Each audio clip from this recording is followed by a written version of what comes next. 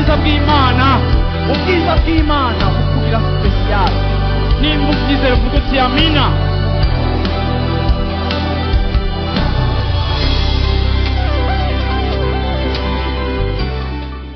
Amen. Imana ibahezagire. Uyu munsi tugira dusangire ijambo rivuga ngo ubutunzi bunyegeje mu Mana. Amen. Dusome ijambo riri mu Migani igice ca 22 umurongo wa 4. Siko haravuga ngo icamwa co guca bugufi no kubaha uhoraho n'ubutunzi n'icubahiro kandi n'ubugingo. Siko ndayikuye muri français ndayitraduije mu kirundi. Siko icamwa co guca bugufi kubaha uhoraho n'ubutunzi n'icubahiro n'ubugingo. Amen. Amen. Iyi verse uyisomye muri mentalite yacu y'uno munsi ushobora gusoma ukumva ko guca bugufi no kubaha uhoraho ico bizana. Bavuze ibintu bitatu, bavuze ubutunzi, icubahiro n'ubugingo, ariko twe tuyisomye ngaha dushobora kumva umengo ica mbere n'ubutunzi, ica kabiri n'icubahiro, ica gatatu n'ubugingo. Ariko nagira mvuge ngo iri jambo ubugingo rinyegejemwo byinshi cyane gose kandi ririmo ubutunzi burenza amahera. Amen. Amen. Iri jambo rero riratubwira ngo le fruit, ico bizana, ico bimera kubaha uhoraho ni bibintu: ubutunzi, icubahiro n'ubuzima. Amen. Mu gutangura gusigurira ijambo reka ndarivuzwe nisunze ivyo mwitanguriro. Siko Imana ire mu muntu mwitanguriro. Nagira mvuge ngo mu bisanzwe nibaza ko gushika uno munsi ikintu Imana yaremye, ico turi, ico Imana yaremye, nagira mvuge ngo ubwenge tugeze ko uno munsi turetse ubwo science igeze ko abahinga mu kumenya ico ari cyo umuntu, nagira mvuge ngo natwebwe mwishengero uno munsi ugiye kuraba turashobora kuba dutahura ko Imana yaturemye yaremye ikiremwa kidasanzwe nk'uko ijambo ry'Imana ribitubwira, ariko ndakeka ko tutaragera ntaho. Ni nk'uko novuga ngira ntituragera no ku bice 10% byo kumenya ubuhinga canke ingene combien ari kintu gitangaje iki kintu Imana yaremye. Siko Imana yaremye umuntu. Imana deje ubwayo ntidutahura, ntidusezisa mu mitwe yacu, mu bwenge bwacu ntidusezisa, ntibidukwigwa mu mutwe kugira ngo dushobore gutora ico Imana iri, kuko imitwe yacu itoshobora gukwigwa mw'Imana. Ariko rero iyo Mana nyene mu kurema umuntu yavuze ngo reka tureme umuntu mw'ishusho ryacu asa nkatwe. Rero kuko tudasezisa ubunini n'ubukuru bw'iyo Mana, natwebwe ubwacu biratugora gusezisa iki kintu Imana yaremye icarico. Siko ariko ndashaka kuvuga uyu munsi ngo nukuri iki kintu turi, iki kintu Imana yaremye ni ikintu kidasanzwe. Iki kintu Imana yaremye gikomoka ku Mana. Iki kintu Imana yaremye kiva mu ijuru. Siko rero iki kintu Imana yaremye kirarenze ibitubona. Muravyumva? Mugiye kuraba amadomene atandukanye, yaba muri sport yaba na hehe, tubona ikiremwa muntu cama kigenda kiduza nivo y'ivyo gishikako. Siko uravye no munsi technology ubona ikiremwa muntu kigenda kikora ibintu kitigeze gukora kera, kigera ku rundi rwego. Hageze muri sport ubona ikiremwa muntu kigenda gishika ku bintu kitigeze gukora kera, kigenda gishika ku bindi bishasha. No mu découverte no mu bintu byinshi ikiremwa muntu kigenda gishika ku bindi bintu byinshi. Siko ariko nagira mvuge ngo iki kiremwa muntu naho gishika kuri ibi ntiturashika no kubice ngira bigera kuri bingahe kwijana 10% y'ivy'Imana yashize muri twebwe. Iki kiremwa muntu rero kirahambaye, iki kiremwa muntu kiratangaje. Siko rero iki kiremwa muntu igihe Imana yakirema, siko Imana yakiremye igitegurira ibintu byinshi cyane kandi byiza. Muravyumva? Iki kiremwa muntu Imana yakiremye ivuga ngo tureme umuntu mw'ishusho ryacu asa nkatwe, ameze nkatwe. Siko hama Imana ihejeje kumurema irishima iraba satisfait ko yakoze ibintu neza. Muravyumva? Ariko Satani araza henda umuntu, kuko Imana ubumana bwayo yabushize indani muri twebwe. Ariko ikinyoma ca mbere Satani yakoze ni ikihe? Nuko yakuye attention yacu, siko ayikura mu kwifokaliza kuri ivyo vy'indani Imana yashize muri twebwe, ayitwara kwifokaliza hanze. Abwira umuntu ngo nimba ushaka kumera nk'Imana, genda ufungure kuri kijya camwa. Nukuvuga ngo Satani systeme yazanye systeme yereka umuntu yuko ni washaka kumera nk'Imana, ubumana genda uburondere hanze, buri hanze yawe, buri kuri kijya giti, buri kuri kijya camwa. Ariko ntivyari ivyo, kuko ubumana bwari mu muntu, kuko kugeza ngaha aho umuntu yarageze, umuntu yarabanye n'Imana, aganira n'Imana, avugana n'Imana, kandi umuntu yari karavamwe ibintu vya hatari. Je muranibaza ngo nuko tubimenyera, ariko ngira ndababwire ngo ushima umuntu ari uhatari. Ngira ndababwire ngo hariho bimwe dusoma mu ijambo ry'Imana tukabimenyera, ariko ngira ndababwire ngo naho tubimenyera ntibikwiriye kumenyerwa, kuko ndashaka kubabwira ngo iyo Mana nyene yaba mu muntu, iyo Mana yari mu muntu, ibaza umuntu nka Adamu w'umugabo, byari bishoboka ko muri we mu rubavu rwiwe hasokorokamwo umugore, kandi uwo mugore akaza ari umuntu asatisfeza wa mugabo. Rero ngana babwire ngo tugerageza kubishira muri uno munsi mu buryo twumva, ariko ndashaka kubabwira ngo iki kiremwa turi Imana yaremwe ni kiremwa kidasanzwe. Iki kiremwa turi Imana yaremye ni kiremwa kirenze. Iki kiremwa turi Imana yaremye ni kiremwa gifise amakapasite mudashobora kwibaza. Iki kiremwa turi uno munsi Imana yaremye, iyo mugiye kuraba la science aujourd'hui, baravuga ngo muri 21e siècle découverte niniya ihari iyisi yagize découverte, donc ngo ni cerveau y'umuntu, ubwonko bw'umuntu, bavuga ngo ni yindi continent shasha bariko baradécouvra. Siko kubera iki? Bariko babona yuko muri iyo cerveau hari amakapasite tudashobora kwibaza, muri iyi cerveau hari amakapasite yo gukira ingwara tudashobora kwibaza, muri iyi cerveau hari amakapasite arenze umubiri wacu, turafise amakapasite ashobora no kuja hanze y'umubiri wacu akagira ivyo akoze. Ni kuvuga uno munsi la science iri kigenda idécouvra, ni kuvuga ngo haheza amasiècle angana gutya, ariko turacariko turadécouvra kandi cakiremwe umuntu yaremwe, bambe cakiremwe Imana yaremwe.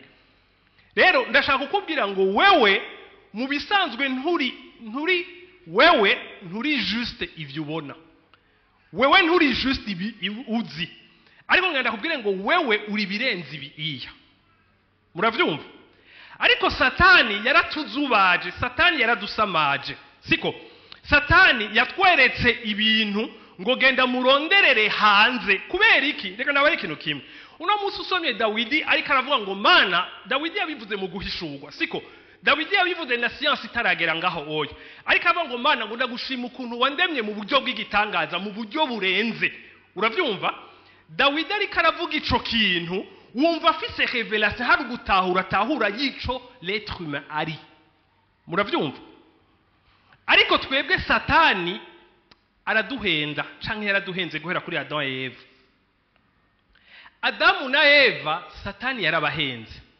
Ni nkuko yababwiye ngo nta bumana buri muri mwebwe. Ni nkuko ababwiye ngo erega Imana ntiyabaremye nk'Imana, erega Imana ntiyabaremye mu ishusho ryayo, erega Imana ntiyabaremye nkuko iri.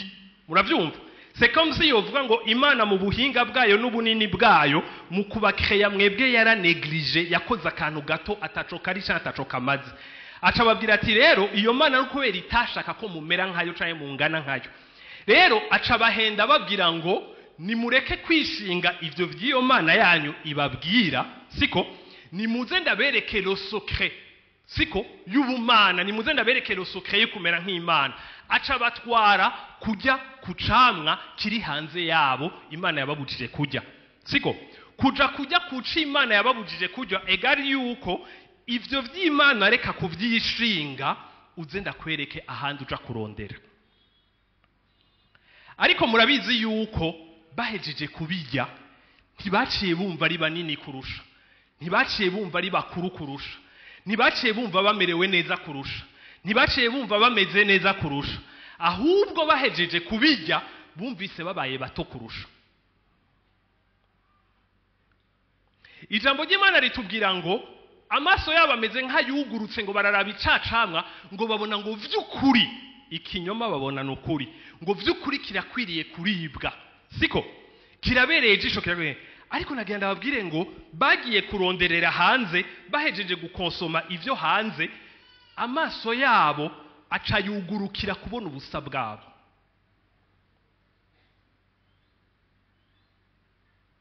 Bagiye kuronderera hanze, bagiye kuronderera, umbizabwire ndaza kukigaruka ko, ariko Yesu aje ngaha mwisi bavuze ngo bamwite Emmanuel, Imana muri mwebwe. Muravyumva? Satani yabakuye kuronderera muri bo abatwara kuronderera hanze yabo, hama bahejeje kurya ivyo vyo hanze, amaso yabo yugurukira kubona ubusa bwabo. Amaso yabo amaze kugurukira kubona ubusa bwabo, bikurikirana niki? Bikurikirana na sentiment y'isoni, la honte. Hama si sentiment y'isoni gusa, bagize iyo sentiment y'isoni, ariko haca havyuka na sentiment y'ugucanamwo. Mwibuke ko imbere yaho Adamu abonye Eva, yabonye ngo mbonye akagufa ko mu mara yanje, akara ko mu mara yanje, c'est ça? Bon, nikija akara ko mu mara yanje, siko? Aravuga ngo abonye, ofete nibaza ngo yarabonye ikintu atari bwigera abona, ariko akikibona abona ni ikintu gishobora gusatisfeza ubuzima bwiwe. Bisigura ko mu Mana harimo ivyangombwa n'ibikenewe byose byo gusatisfeza ubuzima bwiwe. Muravyumva? Ariko Satani amuzubaza amubwira ngo reka kuronderera indani, reka kurondera muri wewe, genda hanze. Yagiye hanze yibaza ngo acatera imbere, yagiye hanze yibaza ngo acashika kure, yagiye hanze yibaza ngo acamererwa neza kurusha, yagiye hanze yibaza ngo bica biba binini biryohe kurusha. Ariko ashitse hanze, ariye kuvyo hanze, hako bimera neza kurusha, amaso yiwe yugurukira kubona ubwambure bwiwe, amaso we yugurura kubona le manque. Hama haca hakurikira isoni, hakurikira gucanamwo, hakurikira kwagirizanya, hakurikira no kwagiriza ya Mana yamuhaye ujya mugore. Murabizi ngene vyagiye bikurikirana, hagera n'igihe uruvyaro rwiwe rwicana, abavukana Abeli na Gahini bakicana, ibintu bigenda nabi.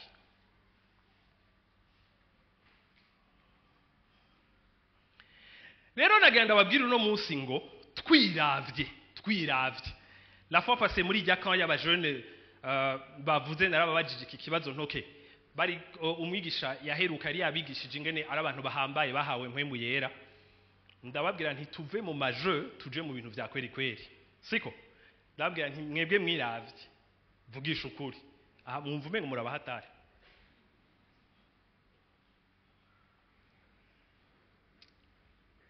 Nawe singira ndakubusabe kunyishura, ariko urazi inyishu, urazi ingene wibona. Iyo tuvuze ubunini, iyo tuvuze ubukuru, iyo tuvuze icubahiro, iyo tuvuze ibintu vya hatari, ucubona wewe mu mutima wawe, canke ucubona ibintu vyo hanze? Bisigura yuko iki kinyoma Satani yahenze Adamu na Eva gituma baja gukora ikintu kizana chute de l'homme, siko? Gituma baja gukora ikintu kibakorora, siko? Ico kinyoma nuno musi kiracahari.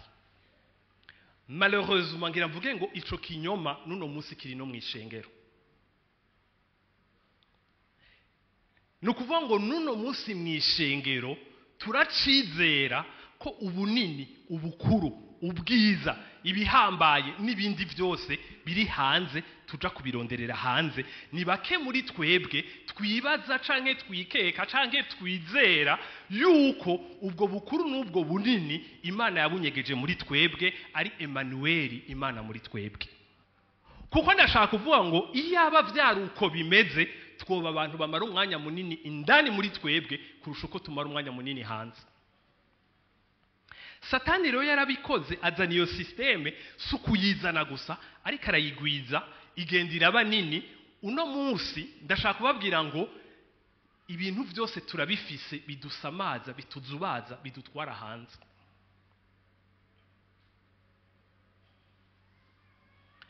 Ukazoca usanga ibintu byo gusenga, ibintu byo kwigarukamwo, ibintu byo kwinjira indani muri twebwe, bene data, ibintu byo kwinjira muri irya tongo, siko ibintu byo kuja gucukura, kuko Bibiliya itubwira ngo hariho trésor iri kashe Imana yabitse indani muri twebwe. Bene data, ngarabwire ngo ivyo dusaba, ivyo turondera n'ivyo twirirwa twiruka inyuma uno munsi, ngira nabarire ngo ni bito. Satani yaraduhenze atuvunja mu rwego rutoyi cyane gose, kandi Imana yari yaturemye mu rwego runini rw'abavajuru rw'ibintu biva mu ijuru.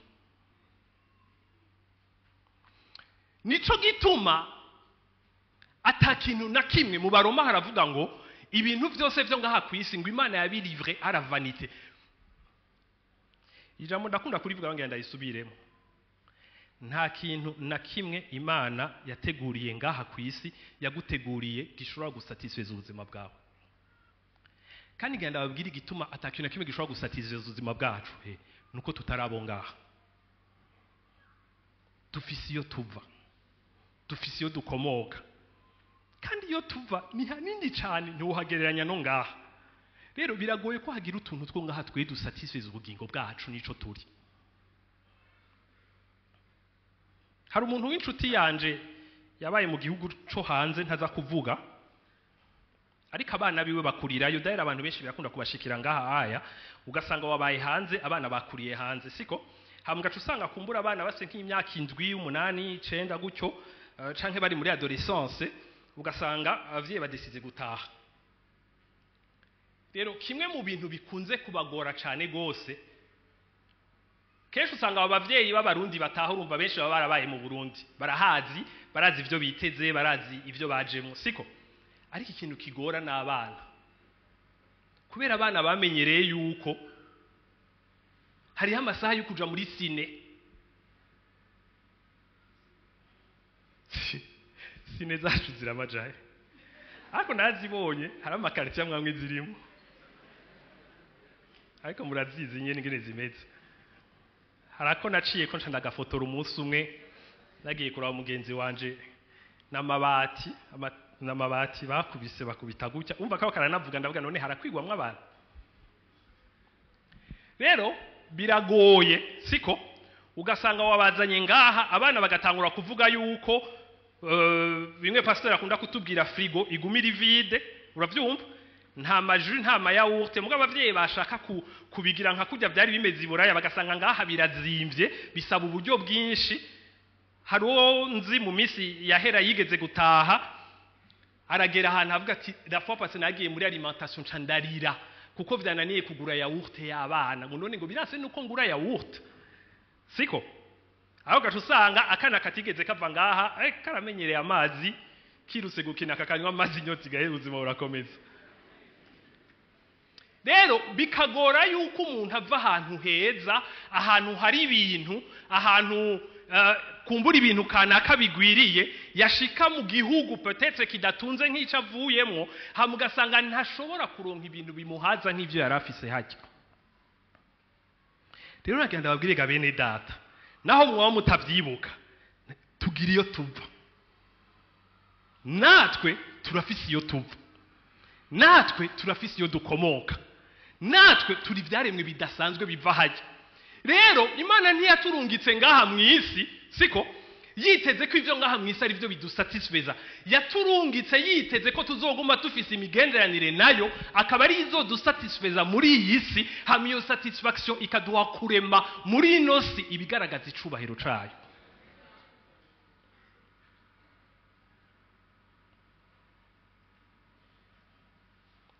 Rero reka mvuge ngo mu bwenge bw'abantu batizera Imana, ibitaboneka ntibibaho, ntavyo babona, bakonsidera ibiboneka mu ncamake nivyo vyitwa kubigira Imana, kubisenga, kuko nivyo bazigamo vyose.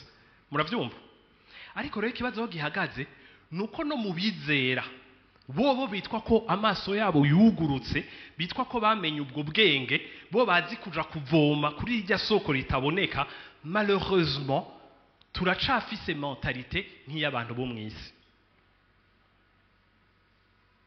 hama twagira mentalite nk'iy'abantu bo mu isi tugaca tuza kubwira ubutumwa bwiza Imana kugira ngo nayo tuyihindure ubwenge yakire mentalite nk'ay'aba mu isi. Ngo ndagutanga kwa karorero.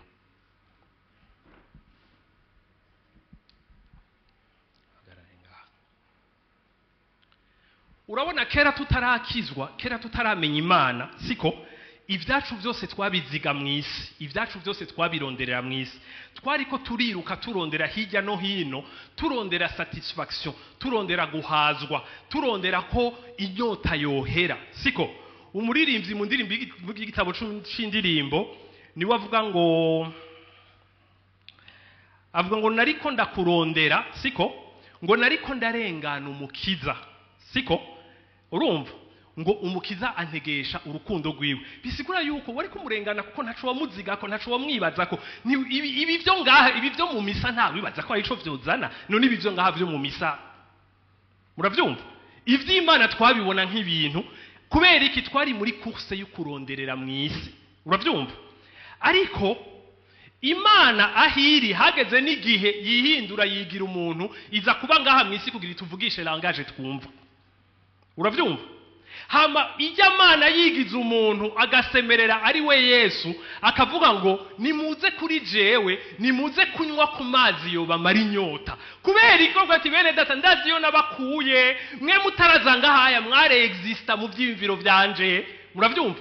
Kandi ko mwe exista mwahazwa na jewe, rero narabambitse imibiri namwe ndabazana ngaha, muga ibyo ngaha nibito ntaco ngaha co bahaza.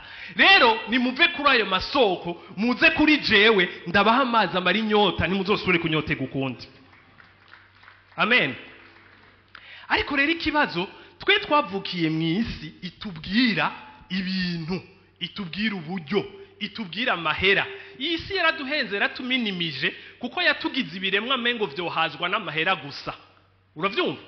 Rero kuko amahera ari Imana yo muri iyi siècle, niyo Mana y'isi, amahera niyo representa le matériel. Amahera twese mu bwenge bwacu dukora tuzi ko utagira amahera atacushika kataco wokora ataho kwigeza, siko. Rero umwanya wacu wose tukawushira mu kurondera ya mahera, tukibagira ko turi biremwa bitagarukira muri dimension imwe gusa, turi biremwa biri plus grand que ça, biri plus large que ça, ibiremwa binini kuruta ngaho bihazwa n'ibindi byinshi birusha ibyo oya, uravyumva. Rero umwanya wacu tuwemvesisa mu kurondera amahera, muri yakaguma semerera ati nimuze iwanje. Rero ujya tumuravye kuko ataboneka, waribaza uti okay iwawe twoza kumbure sindabizi hari utuntu woduha, mais la question ni urafise amahera? Hamikigira kabiri ukabuyafise, ese urayatanga canke urabanira? Kubera iki gabene data? Kuko muri ingene turegwa n'iyisi, ingene turegwa kuko turegwa n'isi, tuvukira mu isi tugakurira muri système du monde, n'est-ce pas? Ingene turegwa n'iyisi, guhera uri muto iyisi gendira kubwira ubutumwa ikumvisha ingene Imana, ingene amahera ariyo Mana. Kuko nashaka ko ntaco bimaze kuvuga ngo ni wewe Mana. No, si bintu byo mu majambo gusa, siko. No, Imana ni icufukamira, Imana ni kikuganza, Imana ni kigukoresha, Imana ni icuha umwanya wawe, muravyumva. Rero iyi si yakuze itubwira ingene amahera ariyo Mana. Hama Imana nayo ikaza kutubwira ngo naho ntaboneka ni jewe Mana, naho ntaboneka mu maso ari physique ni jewe Mana. Imana rero ikaguma iduhamagara, ariko ngenda kubwira uno munsi ico twemera kari c'Imana nico duha umwanya kurusha ibindi.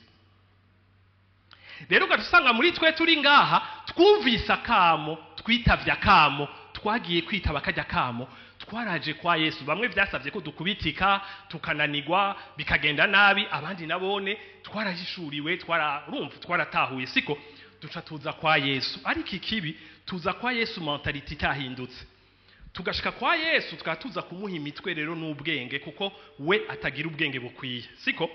Tugatanga ati Yesu, Bwana Yesu asifiwe sana. Ndaje nduwawe ngenza uko ushaka, mugabo uhere ku mahera. Ibintu ni bibiri, uyaherako utayaheyeko ndagufitiye umwanya muto.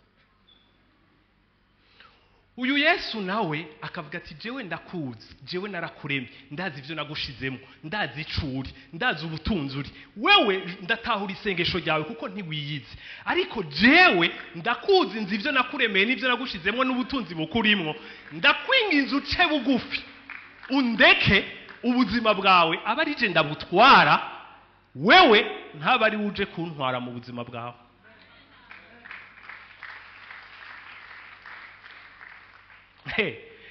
Wewe murabo kavuga uti sawa, ndemeye ndaguhaye volant, twara ubuzima bwawe, mugaje amahera ndazi ko ari hajya, siko ndaguhaye twara ubuzima bwanje. Uyu Yesu agasha afata ukuboko, ngazamo idufashidire, Yesu acha zako, je nakwemereye nganza gira uko ushaka, siko mugabo bigire tuja hajya, bigire tuja hajya.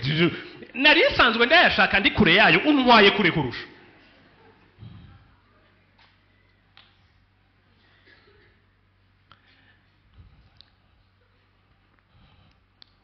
Rero abakizwa Bwana Yesu asifiwe sana.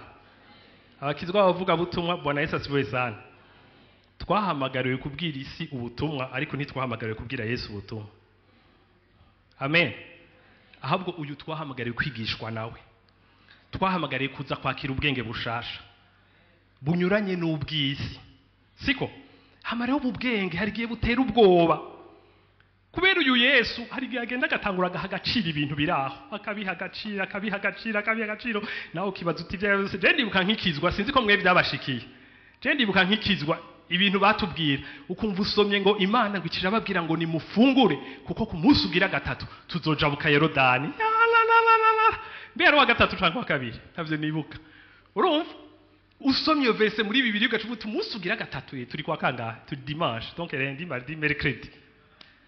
Aja yabigera ko navyo turagiye hewe, nimba bavuze ngo nimusenge canke mwisonzeshe kuko umunsi ugira gatatu, nkaca nsenga ntisonzesha lundi, mardi, mercredi guhera mu gatondo, tangura ugacunga ibigira bibe, saa yine kagera saa sita après-midi. Katamuva ngo Satani mwizira rya Yesu ntunci intege, ntuntera ubwoba. Imana yaze ku munsi wa gatatu tugira tujabuke Yorodani mwizina rya Yesu Kristo. Bukira mwijoro gatangura ukihebura, none gamana nk'ibi bintu wowe nari biki, kuko je umbwiye kujabuka mbona amahera. Urumva rero gatangura kuraba Yesu wibaza uti nega Yesu ibi bintu nibiki, sambiri irageze. Ariko rimwe nkaca niteye intege nkavuga ntega Yesu nakora nk'amabutike yo mu Burundi, naho saa yine yogera naho yokora ntiyugara, ugaca utangura ugacunga, ugaca wanka no kuryama ngo sinjyama minui itageze, kuko urumva umunsi uhera minui, usanga yizaga gushana 59 23h, minui kagera, minui yagera ugatangura kwiyubaka. Sinzi nkamwe je nditera intege, minui yagera ugatangura kwiyubaka ngo ngwerega amasaha ngo ku munsi uhera minui ngo nabantu babishizeho, usanga umunsi uhera. Merci. Ibyo byose urabikora, ukabikora imyaka ya mbere ukabikora, wengana bari ikintu kimwe bihera wihebuye. Arone zo muzobirabe kenshi ku batabizi, muzoja musanga abantu bakijije kuva kera basukuntu. Aje twenze ngo babigitse. Agakuru baduteye kumusazi umugore akuze yari yicaye mu yarara ariko aririra utwo kujya twiwe buhoro buhoro, acabona kandi ka jeune fille kagasazi kagiye kiruka gatera induru, kasaze kakuye impuzu, ujya mu mama yibereye mu yarara karafungura arakara, acavuga ngo uracabiharaye. Rero n'abakizwa babirambiyemwo, hagiye baraba kajene kaje kagasenga gashasha gashushe ka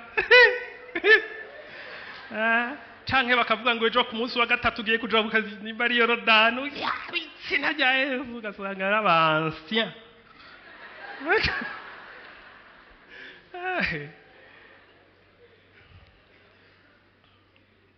Ariko ndashaka kubabwira ngo iyo ni intambara, siko yo kugwanira vora na Yesu. Turi mu muduga na Yesu, siko twese twicaye imbere, ariko kenshi tumubwira ati Yesu reka je mfate volant, we wicaraha ngene ndakubwira ivyo ukora. Bonye urukamyo ruje kungonga cyangwa rustope.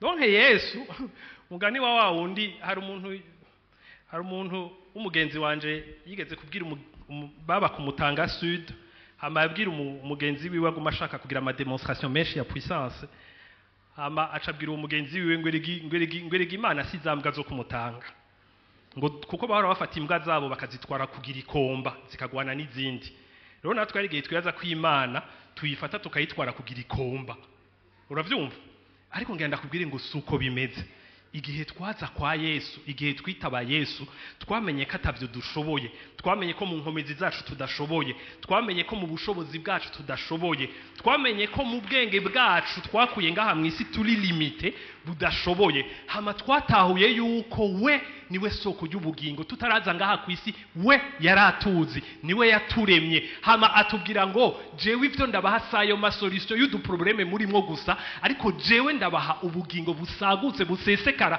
budeborda bubarengera bukaja no kubandi rero igihe twaza kwa Yesu twemeye kurekura volant tuza kwa Yesu siko tumuha volant tumubwira ngo twari ugomba genza uko ugomba kandi dora tubiririmba bene ntugwa tubiririmba ngo twari ugomba genza uko ugomba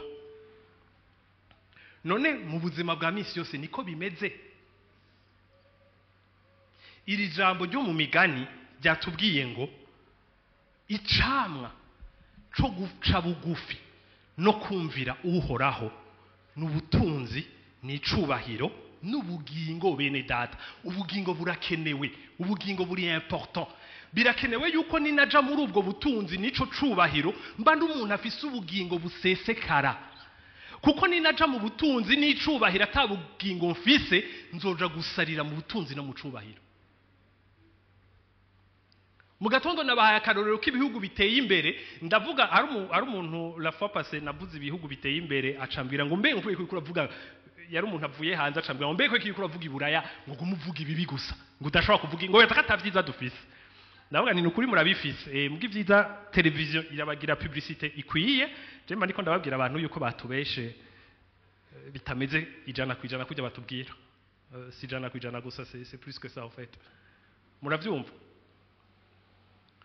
namye mbwira abantu nti iyo uravye ibihugu biteye imbere ukaraba uno munsi twe tumaze imyaka myinshi igihugu cacu kiba classé igihugu ca mbere gikenye ku isi muravyumva rero ugacura ibihugu biteye imbere ariko nagerageje kugereranya Burundi na Etats-Unis kuko wamusanga kenshi arico kiri imbere mu gihugu ca mbere gitunze rero nkaca ndaba mu biharuro nkasanga nko muri Etats-Unis bavuga yuko abantu basinzikajwe siko n'urumogi baboshwe n'urumogi ibiharuro vyo muri 2019 bivuga miliyoni 19 n'ibihumbi 300 ngirani ibihumbi 300 siko imiliyoni 19 mu gatondo nabajije abantu bari ngaha mbe ujya mu Burundi turi bangahe 13 niko bambwiye siko ngashavuga ni none ibintu nibara siko none imiliyoni 19 zononekaye gutyo ico giharuro nakibonye bakinye filme berekana kuma consequences ya drogue surtout cocaine kiretse ko buhaji zindi zikomeye no kurusha hama bariko barerekana famille umwana wabo yakorokeye muri ivyo bintu nkaraba ingene bagowe tellement ko hagerigeye nibaza nti none gamana mbega kugira umwana yonone karagutya canke kugira umwana apfa nikihe kiri mieux kumenga ibi birabishe kurusha uravyumva ariko rero nshaka kubabwira niki nciye nibaza ko hari abantu imiliyoni zishika 19 zoba zimeze gutyo oya ntabwo donc bararusha population y'u Burundi je rero kuva kera namye nkunda igihugu canje kandi nkagisengera nukuri je ndashaka igihugu cacu gitera imbere ndashaka nukuri ko mutunga mukaronka ibihera siko ndashaka ko mushika kure ko mukomya amashi amen kandi murazi ko twahora mu minsi y'igusengera igihugu nakanguka siko turiteze ivyiza hariho barundi kazi bene mama bene data muri ngaha aya reka basi habe nkukubaburira ndabasavye tugende hajya ahantu dufite imiti mitunze kurusha uko imifuka izotunga ndabasavye nitugereyo ngo dusare none tuzoba twashaki twofuma twigumira ngaha tugakena mugani dusare Jadi bako naora ndabi bihugu vyo hanze nk'ivya none gamana kubera ko ibihugu vya mbere bitunze ari bo bafite to ya suicide iri hejuru kurusha ibihugu bikenye none gutunga c'est quoi l'objectif je nagira dutunga kugira ngo tumererwe neza kurusha none dutunge duce tugera aho twiyahura kandi dukenye tutiyahuye okay none tugume gutya ariko ndashaka kubabwira ngo ico batwigisha nuko dushobora kwiruka kurondera ubutunzi ariko twarihenze kuri iryo jambo ubutunzi bwo mu mufuko bukuriye gukurikira ubutunzi bwo mu mutima. Rero gabene data kujya twiruka turondera amahera dutegereza guharanira no gushakisha ubutunzi bwo mu mutima kuko nyara babwiye ngo ibirejo ntimubizi ibiri Jeff amasina abesha nahora ntangara ku bagenzi banje bavuye ngaha twabasengeye bashaka visa barayironse baragiye turishuwe turashima Imana ndavuye ngaha ndagize iki mengaza numva arasaze nkavuga none kamana twarihenze none twari gupfuma duse telema ko ntavyo nkishuhira umuntu arambwira ngo nsenge navuga mwami Yesu uraraba neza nawe ubu sigenda abacunga natangwa nukura mu mitwe yabo ngabaye mbega uyimbega yo bishobora canke uyazoca sara.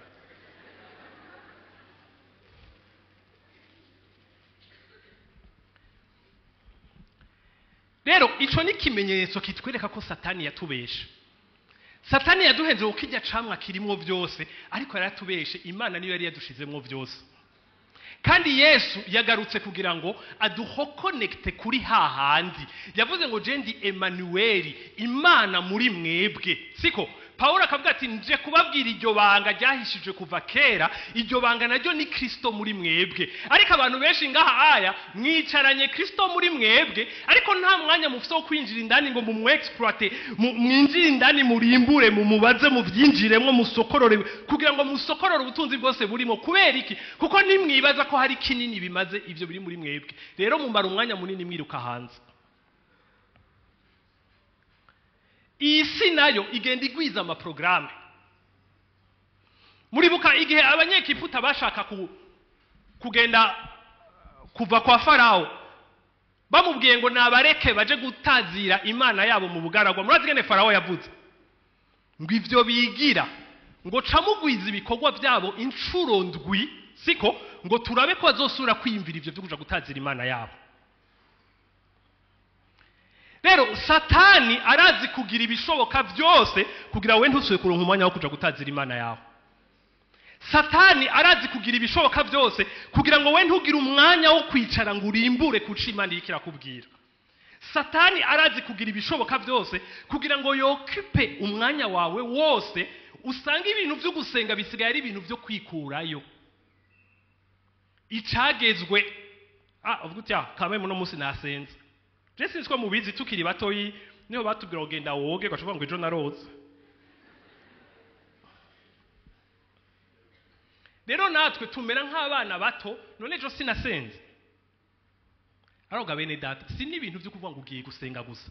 Ijambo ry'Imana ritubwira ngo nimusenge ubudahumeka. Murabitahura ibi bintu. Nukuvuga ngo nta na pause yaduhaye nimusenge ubudahumeka. Gusa nituguma twunamye tuvuga ngo sico bisigura. Ariko gusenga ubudahumeka nukuvuga ngenda muri presence y'Imana nkarondera kumva icimbwira ntagitahura nkayibaza nkagira meditation kuco yambariye kugira ngera ahantu ubwenge bwanje bwishira ku gihe c'icimviro c'Imana hama nava ngaho nagenda kubaho mu buzima bwa misi yose nkabaho selon chaque niri kirankomunika. Nukuvuga ngo n'ubuzima bwanje nisengesho.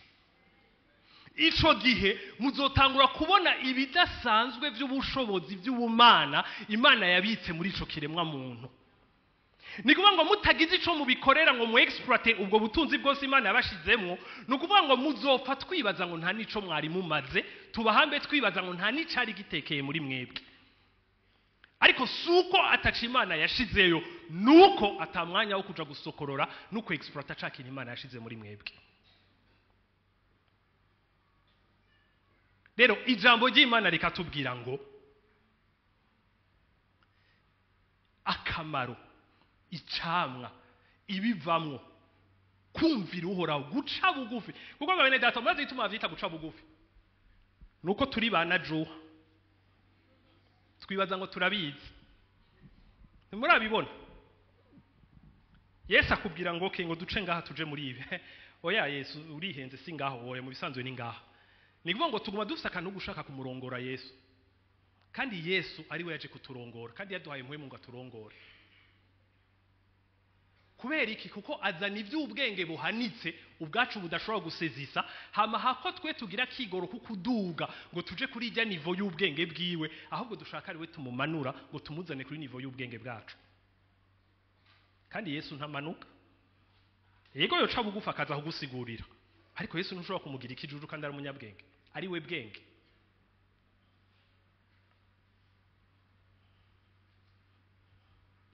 Rero turakwiriye bene data, je ariko tutuntu mengo ndadukaramo canke ndatwensistamo cane, ariko nuko ngira ndababwiza ukuri birantera ubwoba des fois. Jewe nditega kweje igihugu cacu gitunga, siko mugabo ndagira ubwoba nibajije mfika bazosara.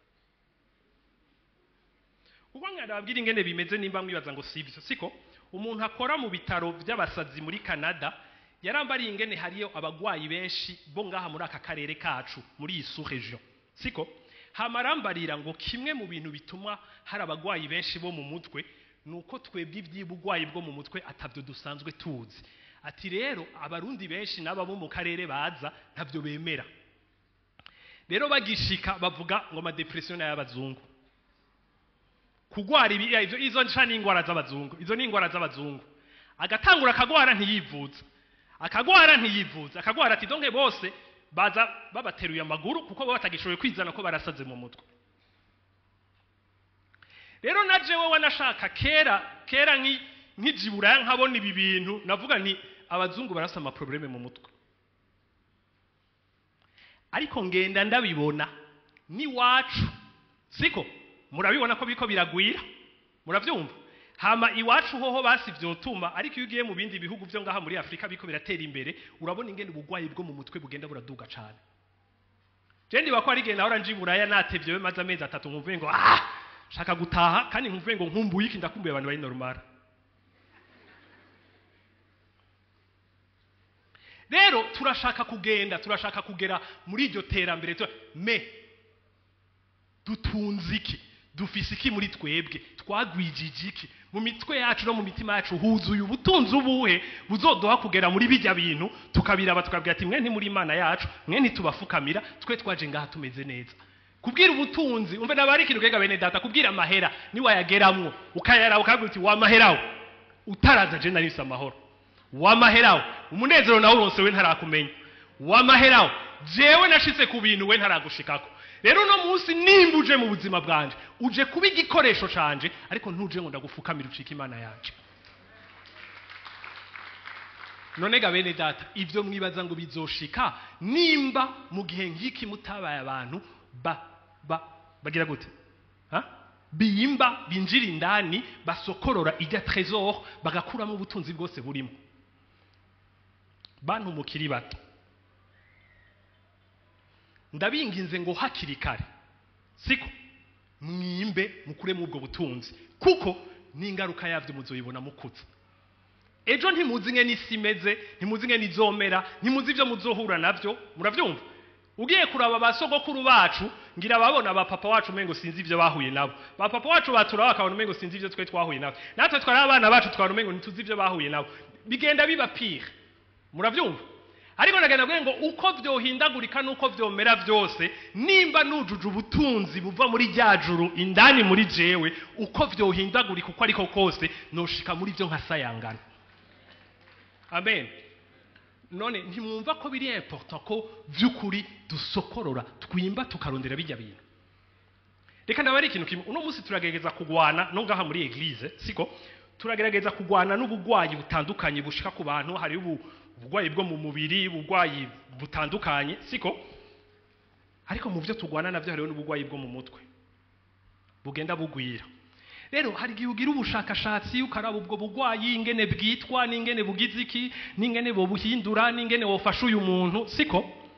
Aho ngenda babwire ngo ibanga Imana yaduhaye kuva kera nuko naho ntorinda kugira izo connaissance zose, ariko nkaba umuntu aja muri ya présence y'Imana nkimba nkacukura nkamara y'umwanya nkagira iki, vitamine zose nkura yo ndonka muri jewe. Ndababwiye ngo izo vitamine ni nkinzo ikwiye ituma ubwo bugwaye bwose naho bwoza buriboma bukidudura bugasubira inyuma, kuko busanga nubakiye ku rutare rutanyiganyiga narakomejwe n'Imana.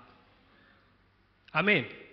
Hama rero ivy'Imana ntibihagaze mu magara gusa, uravyumva. Ivy'Imana ntibihagaze mu magara gusa, ariko ngene nabwiye ngo Imana yakuremye nta domaine nimwe y'ubuzima bwawe tiyumvira.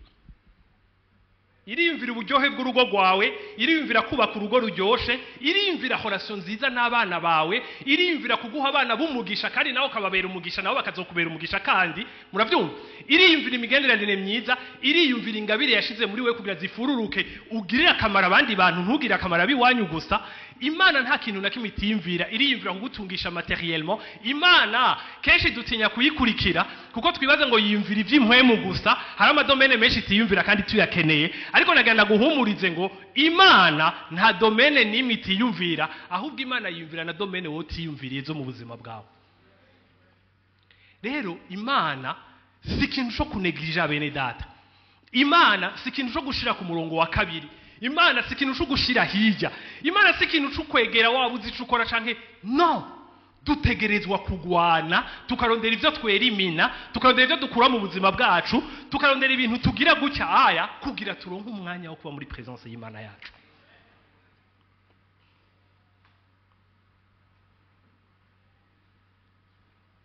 Nibaza ko dimanche iheze pasteur yatwigishe ku ijambo rivuga ngo mugire attention ku ba faux frères.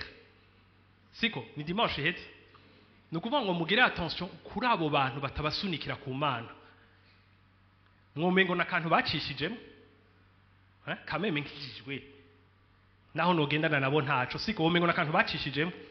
Ariko ndabwiga bene data, uhejeje gutahura ubutunzi bwose buri mu Mana, ukwiriye gukora ico ushoboye cose kugira ikintu cose kitariko kikwegereza ku Mana ugishire hirya, hama ikintu cose ubona ko kikwegereza ku Mana ukigwirize umwanya. Kujya Farao yabivuze, Satani nuko akora, arondera ibintu bibasamaza, arondera ibintu bibatwara umwanya, arondera ibintu biba preoccupa, wanashaka arondera ibintu bibagora, bibatesha umutwe, mugasanga twirirwa muri ivyo ugasanga nta mwanya dufite wo kuja ku exploit ubushobozi bw'Imana. Kandi mu bushobozi bw'Imana non seulement harimo solution y'ibya byari bikugoye, ariko harimo n'ibindi utigeze wibaza, harimo solution y'umwuzukuru utararo.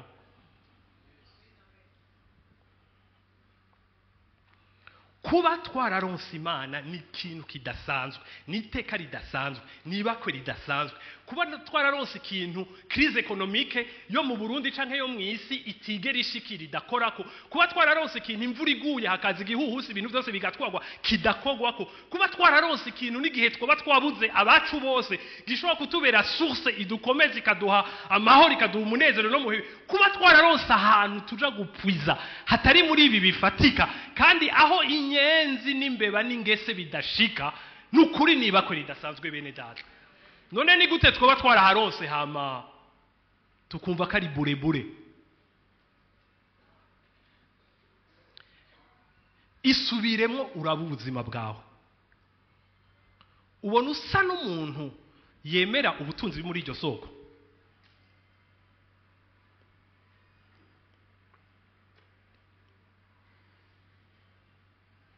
Isubiremo wiraba ingene ubayeho.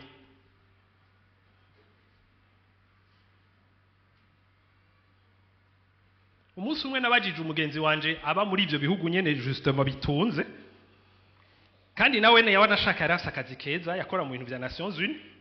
Hama ngiyi wiwe casanga ku rubaraza afise udukono, siko duteyemwo bagita gute rujya rumogi rw'ivyatsi.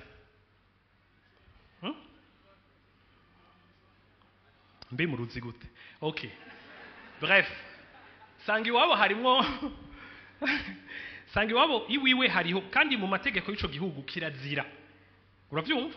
Mugabo je ndamubwira nti mugabo none ndakazi kino kimwe. Ufise udukono. Urumva? Washize ku rubaraza kugira zo turoronka akazuba bikenewe. Kugira utwo dutegwa tw'urumogi kwawe dushobore kugira neza. Mugabo usakazi keza ukora muri Nations Unies. Siko? None bo gufata ugafungwa, eske si risque? Kandi uri umupapa ufite abana, deja abana baba barabibona. Urumva? Eske si risque? Arambwira ngo reka shadeni ngo ndabikeneye. Rero sinzi ndafite curiosité ndakunda gutahura. Ndageze no gushika nkiyumvira nkijijwe nti Jim kanzokanywa numva ico kagira basi kuko ntako nanyoye kera ntarakizwa. Mugabo musi nagerageje nasanze kanuka nagira ndakegere numva kamota nabi nce ndabivamo. Ariko nibikenewe ko mupima siko. Rero umugenzi wanje ndamubajije ndamubwira nti okay basi mfasha gutahura. Moi je veux comprendre siko. Ça sert à quoi au fait? Ndashaka kumenya ça fait quoi? Urumva?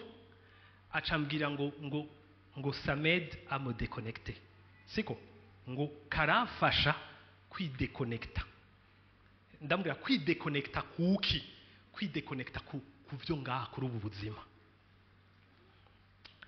okay chandarama mugenzi wanje siko bon n'umuzungu we ni Afrika ntayo yigeze abamo de toutes les façons siko muganda muraba abangaha c'est nationalité asakazi muri Nations Unies afite ubuzima bwiza siko bwa bundi benshi muri twebwe turiko turifuza turota kuronka hama rero umuntu yashize muri bwa buzima twe dushaka gushikamwo akeneye kunywa ibintu bimufasha kwidekonekta kuri bujya buzima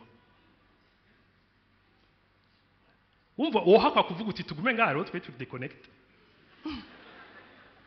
ariko sindiko ndashigikira ubukene kandi sindiko bavuga tugume mu bukene mu izina rya Yesu ubukene uragatsindwa siyo mu misa David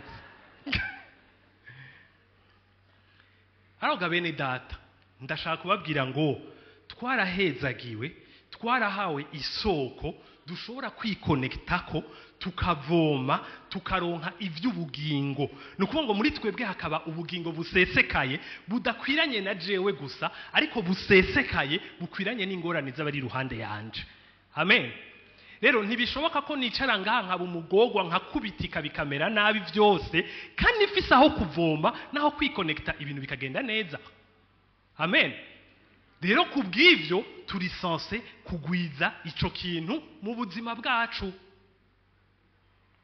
kandi ibi byose ndiko ndababwira nimwasohoka satani acagutwara mu rubanza rwo guca ku mazi nubwo kuganduka abikwibagize ucushika muhira wibuka amafilime bateza kuraba ucugira ibintu byose uvyibagire uvuze ngo bega ngo yego byo mutibe yatwigishije neza rosha yavuze iki ntavyo nibuka hamalendigere usubire muri ya speed na za course z'ubuzima bwawe bwa misa ataco wabikoreye aramwe ndabwiye ngo uko iminsi igenda ataco bikoreye ni kurupfu rugwira mu bugingo bwawe rero nukwiriye kuvyorosha ngo nari busy ngo donc no gwana fata kanya ku nguvu gwana iki bintu rabi ibyo wica nibipfe bireke bipfe vyemere bipfe ubwo uti bipfuye kuko ngiye kurondera ikidapfa hamurabe kwico kidapfa kitazoguha ibirenze bijya waretse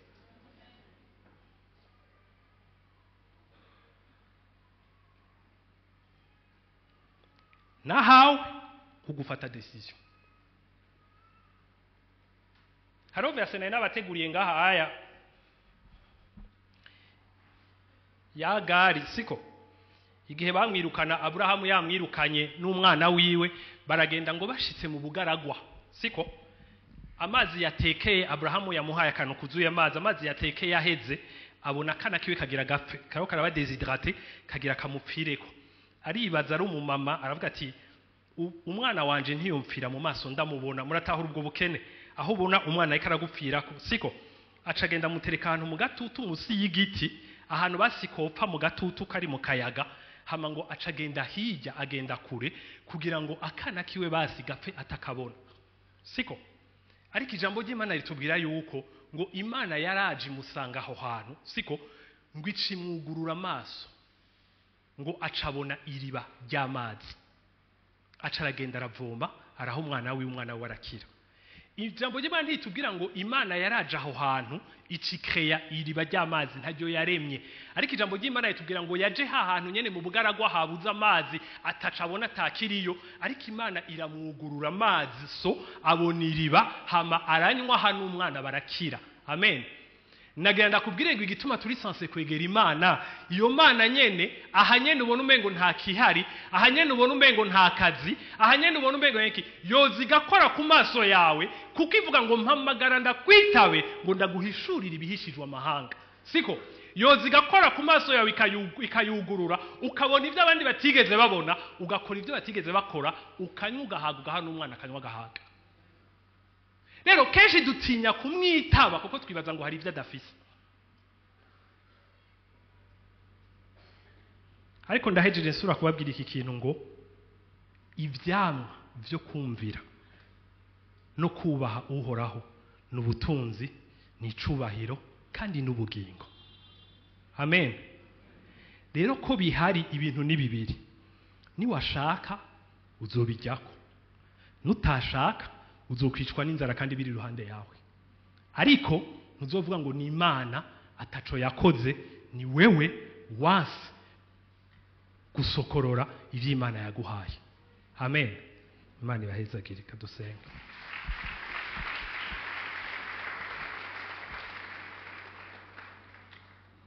Byose bikuvako. Murazi abantu baranka kwemera responsabilité kandi abantu baranka kwakira responsabilité. Baprefera kwibwira ngo ubugombe bw'Imana ni gihe c'Imana ntirashaka, siko? Cyangwa prefera kwibwira ko abapastori bacu batwigisha ibitari byo, cyangwa prefera kwibwira ko ari igihugu. Byose twovyemera ariko ndushaka responsabilité. Ariko umunsi ndaje kukubwira ngo responsabilité iri kuri wewe. Imana yaratanze ibyangombwa n'ibikenewe byose biri ruhande yawe, biri hafi yawe, ariko kuyegera nivyo bizokugura amaso ukabibona. Amen. Rero ni wahitamwo ugafata decision, nagera kugire ngo nta wizeye Imana yamara maye. Ni wayikurikira iyo Mana irakubera umugisha. Amen.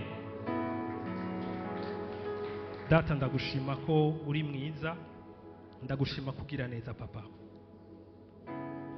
Yesu erega muri twese turi ngaha nta numwe yigeze gusaba ngo witange ku musaraba ku bwacu.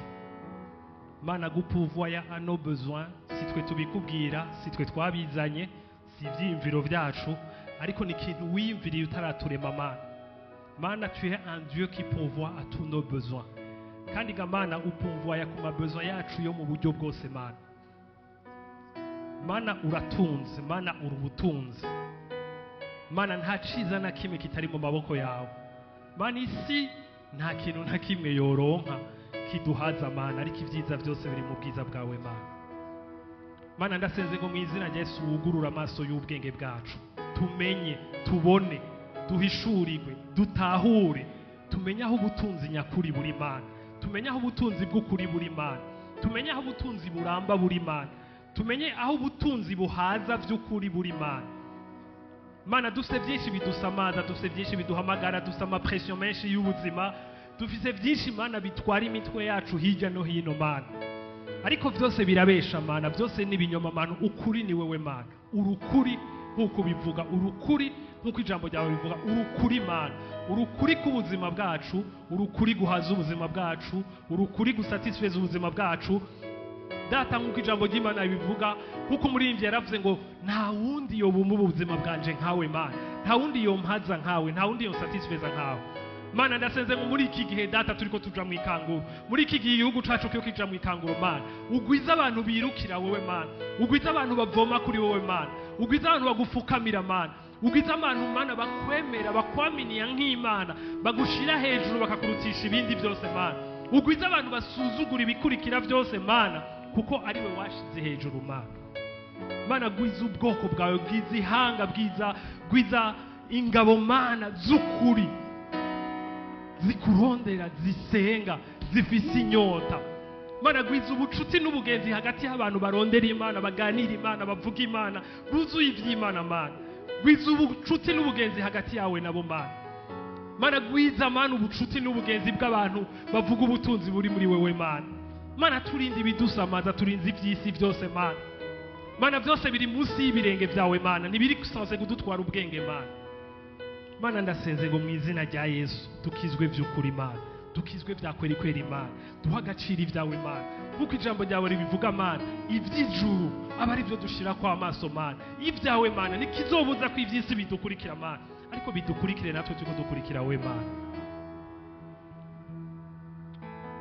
Mana urakoze kuri mwiza, urakoze kubona umutima wa muntu wese ari ngaha Mana, urabona umuntu wese ariko aragafata decision kubijanye n'ivyo Mana, umushobozi ubane nawe, umuherekeze, umwibutse Mana.